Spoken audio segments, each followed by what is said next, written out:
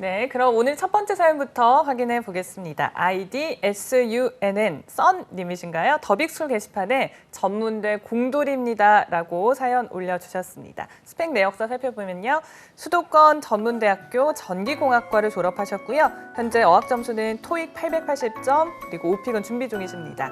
그 밖에 자격증은 전기기사, 컴활 1급, 소방설비기사, 필기 합격 및 실기 준비 중이라고 하고요. 경력상으로는 건설사 현장 인턴 5개월 하셨습니다. 입사를 희망하는 회사 직무는 대기업 중견 건설사 전기 직무라고 하고요. 그 밖에 하고 싶은 말은 안녕하세요 멘토 선생님. 전문대를 졸업했으나 29, 9수를 두고 있는 늦깎이 취준생입니다. 내년이면 30이 되어서 더 조바심이 듭니다. 올해 서류만 70곳 가까이 넘었는데 1차로 합격한 곳이 5곳 정도뿐이네요. 대기업 3군데 붙어서 인적성 및 필기는 합격을 했지만 아쉽게 면접에서 탈락했습니다.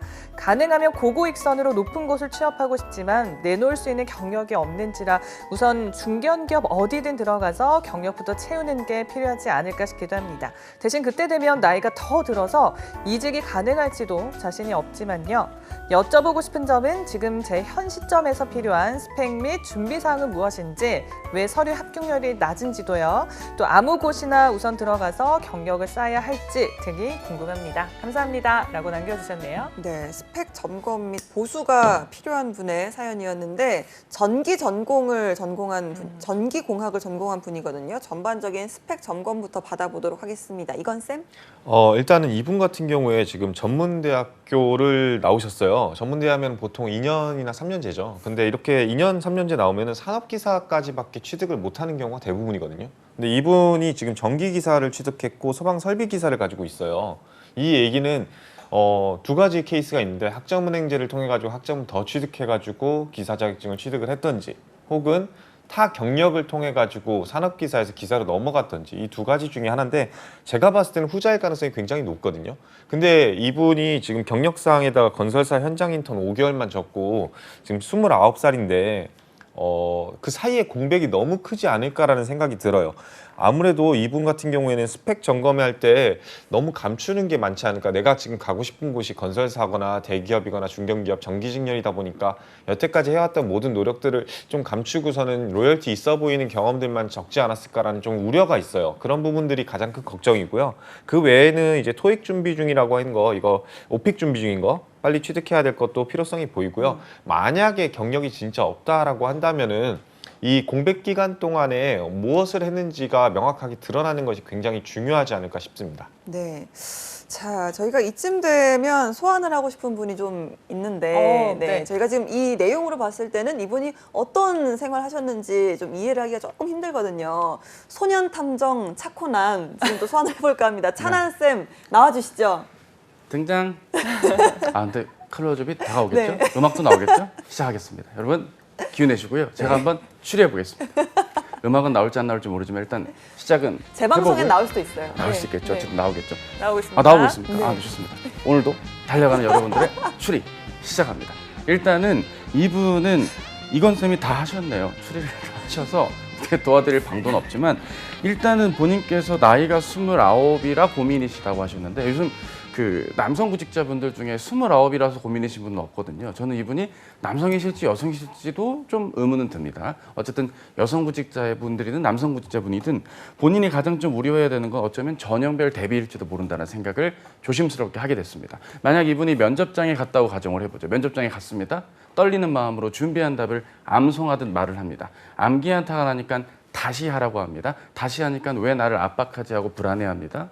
떨고 울고 이러면서 면접 분위기가 안 좋게 흘러갔을 가능성도 없지 않아 있겠죠. 저 추리 잘하죠? 뭐 여담이긴 합니다만 지금 이분의 경우는 무언가 정답을 준비해서 암송하듯 말을 했던 것도 있지 않을까 싶습니다.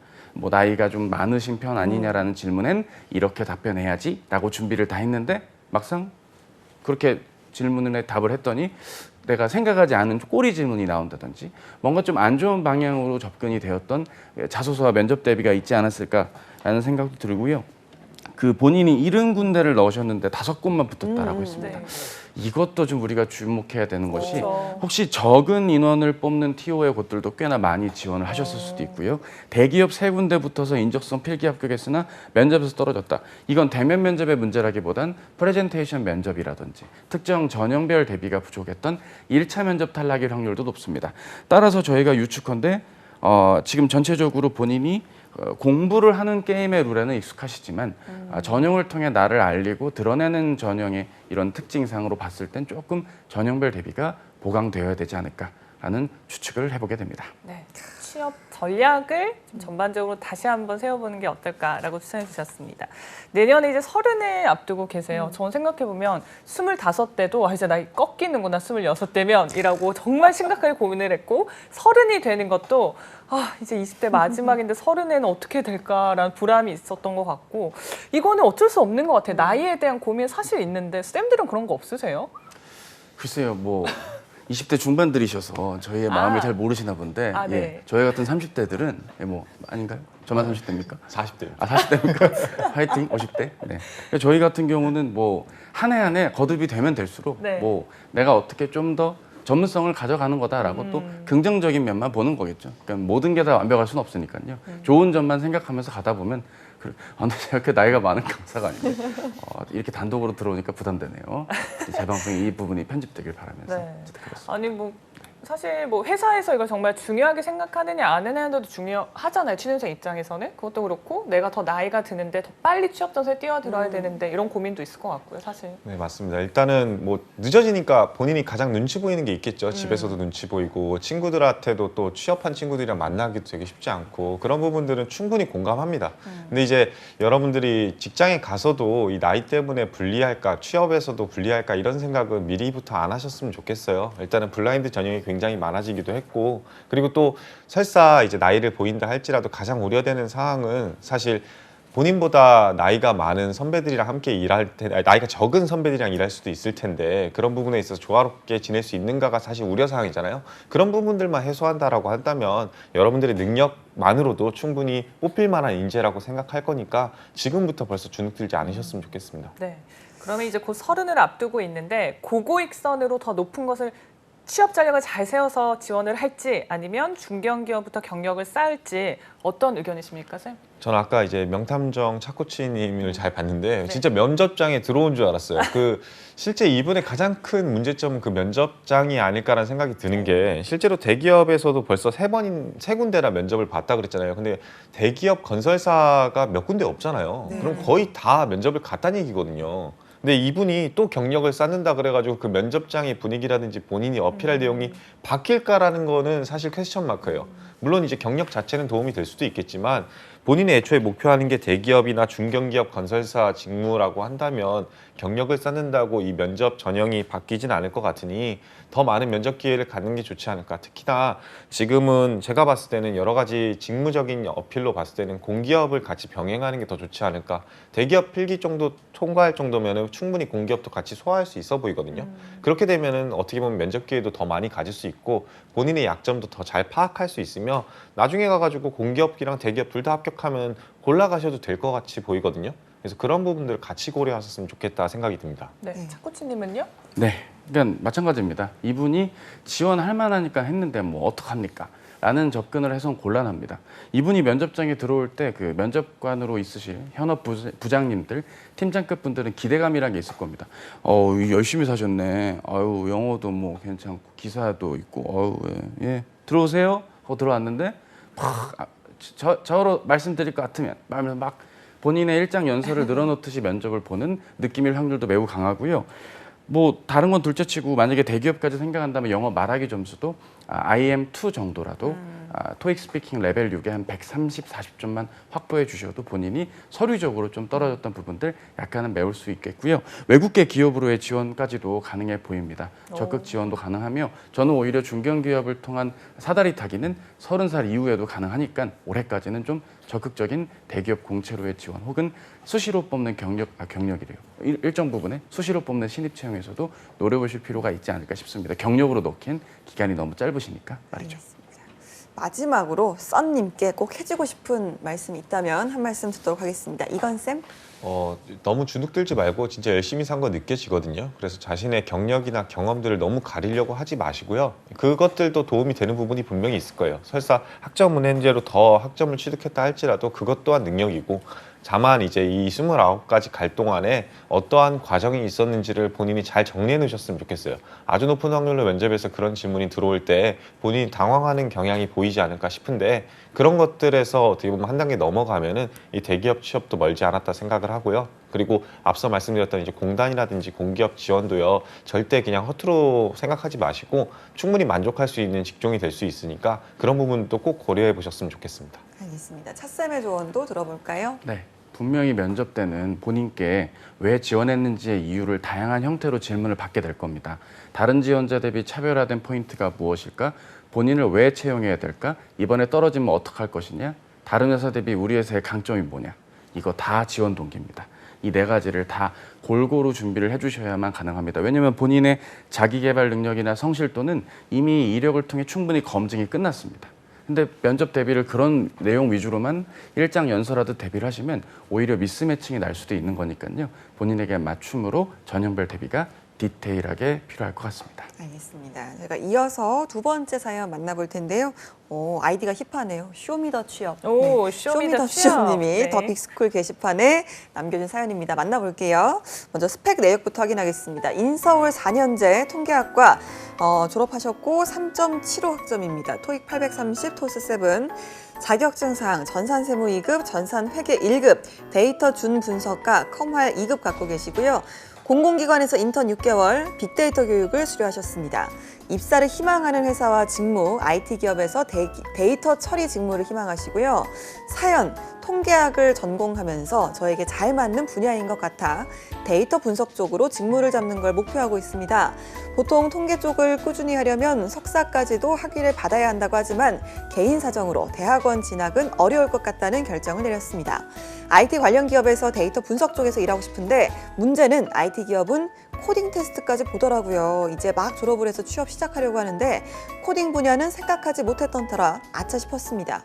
결론은 제가 졸업을 한 신분에서 코딩을 따로 배워서라도 IT 기업 통계 데이터 관련 직무를 준비해도 괜찮을까요? 코딩을 공부하느라 취업 시간이 부족해질까 싶어 걱정이 되는 부분이네요. 조언해 주시면 감사하겠습니다. 라고 사연 보내주셨습니다. 네, IT 기업에서 데이터 분석 관련 업무를 희망하고 계신 것 같습니다. 이건쌤 전반적으로 좀 어떻게 보셨어요?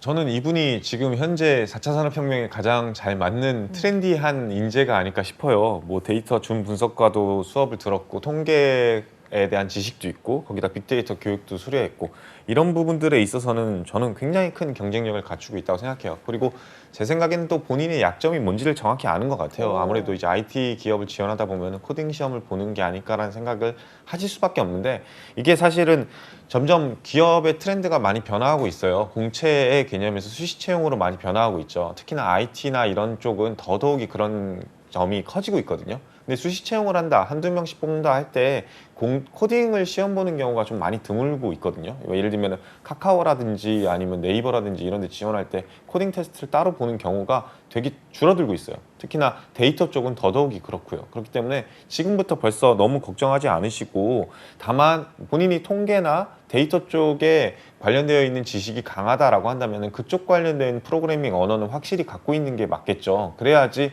본인이 어필할 수 있는 경쟁력이 생길 수 있으니까요. 그런 부분들만 좀 주의하셨으면 좋겠다는 생각이 듭니다. 차코치님은 이분이 지금 가장 필요한 게 뭘까요? 예, 이분은 입장 정리를 하는 게 제일 중요하겠죠. 본인께서 생각하시기에 코딩 테스트가 두려워. 그러면 취업을 해야 될 거 아닙니까?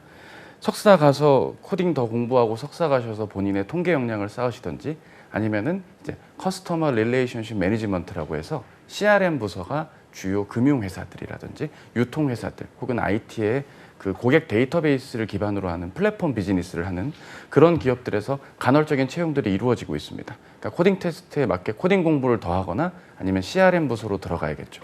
근데 나는 통계학밖에 전공 안 해서 경영을 잘 몰라요 하시겠죠. 예, 그러한 부분들을 이제 본인이 학업 외적인 방법들을 통해서 뭐 외부의 교육 프로그램을 수강하신다든지를 통해 경영학적인 지식, 특히 경영정보학적인 지식을 같이 좀 병행하신다면 어떨까 싶습니다. 네. SPSS 관련된 프로그램, R 혹은 뭐 뭐 다양한 형태의 통계 관련 툴을 익히고 프로그램 내에서 본인이 역할을 소화해낸다면 뭐 꼭 이런 데이터 분석이 아닐지라도 데이터를 응용 가공하는 경영학적인 요소의 직무들로의 지원도 가능해 보입니다. 네. 그러니까 이분의 사연 중에 이제 가장 큰 물음이 이거잖아요. 데이터 분석 업무를 하고 싶은데 코딩을 따로 배워야 하냐, 이분을 준비를 해야 되냐, 이게 좀 이분의 질문인데 이건 좀 어떻게 해야 될까요, 이건 쌤?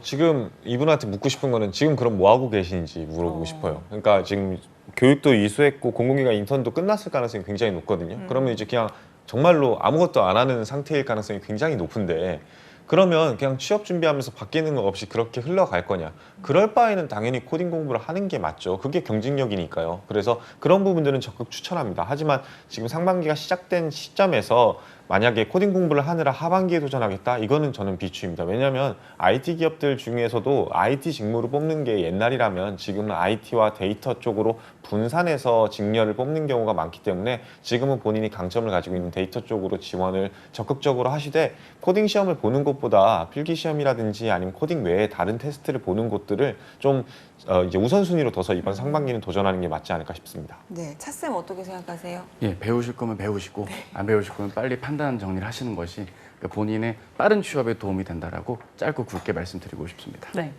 일단 전 통계학을 좋아한다고 하니까 너무 대단한 것 같아요. 그러니까. 야, 혹시 뭐 차선책, 이분을 위한 차선책은 없을까요? 글쎄요, 통계학 말고 다른 학문에 대한 도전도 고민해 보시면 좋겠죠. 정말요? 예, 그럼요. 아무래도 본인이 뭐 경영학적인 지식도 일정 부분 필요하다면 적극 도전해 봐야 되겠고요.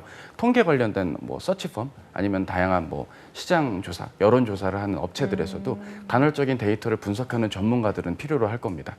뭐 그리고 일반적인 기획적인 요소의 업무들에도 쓰일 수가 있기 때문에 본인의 폭을 조금은 상경 계열적인 지식으로도 돌린다면 의외로 코딩에서 자유로운 그런 본인의 강점을 발휘할 수 있는 쪽도 있으실 거고요.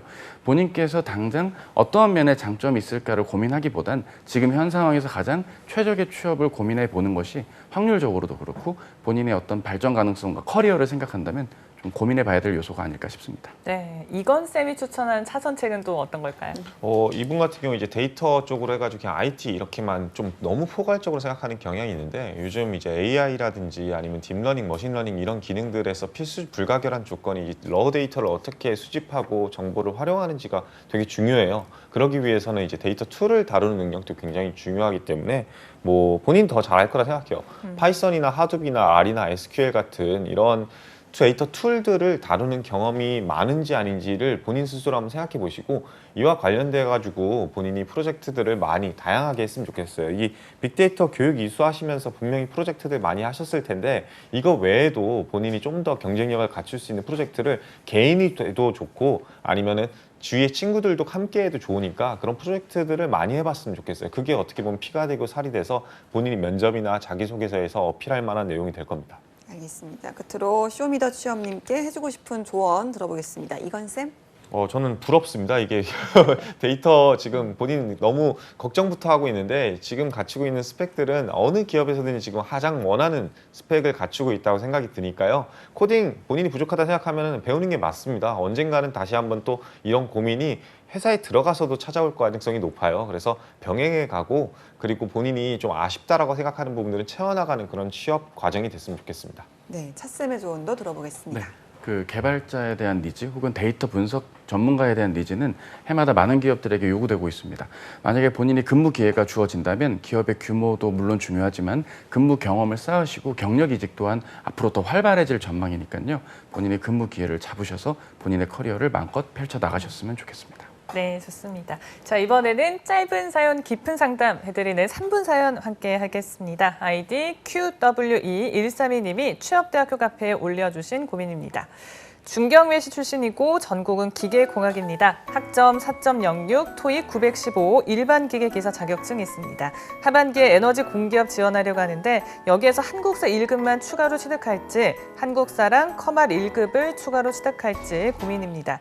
아직 NCS와 전공 공부를 하지 않은 상태인데 현실적으로 한국사 플러스 커말 플러스 필기 대비를 하반기 이전까지 마칠 수 있을까요? 라고 하셨네요. 네, 이분 시간이 많이 부족한 분 같은데 전반적으로 전반적인 스펙 점검 들어보겠습니다. 이건 쌤? 학점 높고 토익 높고 기기기사 있고 뭐 사실은 지금은 3박자가 다 갖춰져 있어요. 그래서 상반기에 지원하는 건 맞는데 하반기를 대비할 수 있을까요? 라는 얘기를 했잖아요. 네. 하반기가 보통 9월인데 지금 4월이에요. 그러면은 5개월이 남은 상황이잖아요. 5개월이면은 충분히 준비 가능하죠. 한국사랑 커말은. 왜냐면은 한국사 같은 경우에는 제가 시험 이 일정을 확인해 봤는데 4월, 6월, 8월, 9월에 있어요, 시험이. 그리고 결과도 금방 나오고요. 2개월마다 있는 거기 때문에 충분히 2개월 정도면은 본인이 원하는 이 1급 정도는 취득할 수 있을 거라, 특히나 이 공부 이렇게 4.06 나올 정도면 딸 수 있을 거라 생각을 들고, 커말 같은 경우에도 상시로 시험을 보기 때문에 병행해 가면서 하시면 될 거라고 생각이 들어요. 왜냐면은 이제 이 필기에 대한 고민 같은 경우에는 어떻게 보면은 이제 필기 공부가 결국엔 기계기사 자격증 취득했을 때 그 실기가 있고 필기가 있을 때 1차 필기 시험을 보는 공부하는 그 과정이랑 크게 다르지 않거든요. 그래서 그 기억을 끄집어내는 거기 때문에 새롭게 공부하는 영역이 아니어서 이 세 가지를 병행하는 거 저는 하반기를 대비하는 데는 굉장히 추천하는 바다. 근데 다만 이번 상반기 때 지금 당장 지원하고 있다? 라고 한다면 조금은 밀어놓는 게 맞지 않을까 생각합니다. 네, 하반기를 생각한다면 세 개 다. 그러면 어쨌든 NCS랑 전공 필기시험 병행해야 되잖아요. 네. 좀 전략을 세워주시면요. 일단은 NCS랑 전공 필기 시험 중에 어떤 게 더 비중이 큰지 지금 지원하는 기업의 비중을 한번 살펴보셨으면 좋겠고요. 그 중에서도 지금 NCS 같은 경우에는 어떻게 보면 생활화가 되게 중요해요. 전공 지식은 외워가지고 암기해서 본인의 그런 지적 능력을 발휘하는 거잖아요. 근데 NCS는 외워서 되는 시험이 아니라 본인이 익숙해져서 되는 시험이기 때문에 어떻게 보면 NCS는 막 파고 공부하는 그런 영역이 아니기 때문에 매일같이 하루 일과 중에 1시간 정도, 2시간 정도 공부를 하는 그러한 시간을 가졌으면 좋겠고, 전공 공부는 이거랑 별개로 본인이 부족하다 생각하는 부분들은 충분히 공부를 하면서 외우시는 작업이 굉장히 또 중요하겠죠. 그래서 그 두 가지의 밸런스를 수시로 하는 것과 그리고 계속해서 주기적으로 하는 부분으로 잡고, 그 이외의 시간, 분명히 이거 하고도 시간이 남을 가능성이 굉장히 높거든요. 그 이외의 시간에는 이런 자격증 공부, 특히나 한국사 같은 경우에는 이제 일자가 정해져 있기 때문에 거기에 맞춰서 스케줄을 잡으시고, 상시로 시험을 보고 있는 커말 같은 경우에는 좀 남는 시간에 짜투리 시간을 계속해서 해가지고 좀 취득했으면 좋겠어요. 그렇게 되면 자연스럽게 하반기 때 우리 한국전력공사 같은 경우 가점이 40점 정도 부여가 되는데, 이런 것들 다 갖고 있다라고 한다면 충분히 본인이 경쟁력을 갖추고 필기에서 통과할 가능성이 높아요. 대부분의 공기업들에서 가점 주는 요소는 그냥 단순히 서류에서만 주는 게 아니라 필기 시험에서 주는 경우가 많기 때문에 본인이 필기가 좀 약하다 생각하면 이런 가점이 더욱더 극대화될 가능성이 높습니다. 알겠습니다. 두 번째 3분 사연 바로 만나보도록 하겠습니다. 아이디 살아있네 최 사장님이 취업대표 카페에 올린 글인데요. 어디 최씨입니까? 네, 사연 만나보도록 하겠습니다. 28살 남자입니다. 학교는 지방국립대, 학점은 3.65, 자격증 화공기사, 위험물 산업기사, 커말 1급 5픽은 IM2 갖고 계시는 분인데요. 자, 바로바로 스펙 점검부터 해볼까요? 차쌤? 예, 사실 제가 개인적으로 제일 좋아하는 영화의 대사인 어디 출신입니까? 차 사장? 예, 네. 그렇죠. 차 사장, 최 사장. 일단 이분은 간단합니다. 이분이 사기업, 특히 외국계 기업까지 외연을 넓힐 생각이라면 영어 말하기 점수의 등급을 올려주시는 게 좋고요. 공공기관이라고 한다면 토익 점수라든지 가산점 자격이 될 수 있는 한국사 자격을 단기간에 취득해 주신다면 어떨까 싶네요. 커말 1급이 있는 걸 보아선, 그리고 기사 자격이 2개 있는 걸 보아선 공공기관도 마음에 두고 계신 듯. 네. 이런 스펙들만 봤을 때는 좀 어떤 기업들의 향후 지원을 해보면 좋을까요? 글쎄요, 특정 기업을 언급하기보다는 전반적인 산업의 방향상, 뭐 반도체 회사, 이렇게 웃으면서 하는 금요일 아니겠습니까? 뭐 반도체 회사, 뭐 디스플레이 관련 산업 회사들, 아니면 배터리 관련 회사들에서도 다양하게 쓰일 수 있습니다. 무엇보다도 관련 장비라든지 부품사 등 협력 회사로의 취업도 바로바로 가능하실 거니까 적극적인 지원도 필요하겠죠. 네, 알겠습니다. 끝으로 최 사장님께 조언 한 말씀 해주시죠. 예, 우리 최 사장님, 제가 이 아이디를 볼 때부터 많이 두근거리고 떨렸는데요. 부탁드리고 싶은 것은 본인은 지금 시기적으로도 그렇고 지원할 수 있는 방향성 수립도 그렇고 전반적으로 다 적절해 보이는 점이 특징이라 할 수 있습니다. 그리고 본인께서는 무언가 좀 답을 다 알고 계신데 확인받고 싶어서 이 사연을 짧게 올리신 것 같은데요. 최 사장 살아있으니까 살아있는 느낌으로 본인의 강점을 극대화해주는 쪽의 전략보다는 본인이 아직 부족한 부분을 빠르게 메워가지고 좀 일반화해서 좀 본인이 다양한 곳에 지원하실 수 있게끔 적극 지원해 보시면 어떨까 싶습니다. 네. 이렇게 살아있네 우리 최 사장님 사연까지 확인해봤고요. 두 분 마지막으로 취준생 여러분께 조언 한 말씀 부탁드립니다. 먼저요. 살아있네라는 표현 자체가 뭐 한 사람한테만 있는 게 아니라 여러분들 지금 노력하는 모든 분들에게 있다고 생각을 해요. 그렇기 때문에 여러분 지금 봄날에 날씨도 좋은데 주눅 들지 마시고요. 여러분들한테도 분명히 기회가 오실 것이고 좋은 결과가 나올 거라고 저는 확신합니다. 알겠습니다. 차 사장님. 네, 한번 우리 생각을 해봅시다. 내가 하고 있는 취업 준비를 안 하고 갑자기 동해안을 헤엄을 친다. 안 하던 거 하니까 당황스럽죠? 내가 무엇을 잘하고 있는지를 깨닫는 날도 필요할 것 같습니다. 좀 내가 위축되고 슬럼프가 있고 뭔가 마음이 싱숭생숭하고 불안해하지 마시고요. 지금 하고 있는 그 방법과 노력, 맞는 방향과 노력이니까 적극적으로 본인을 믿고 적극적인 지원 이어가셨으면 좋겠습니다.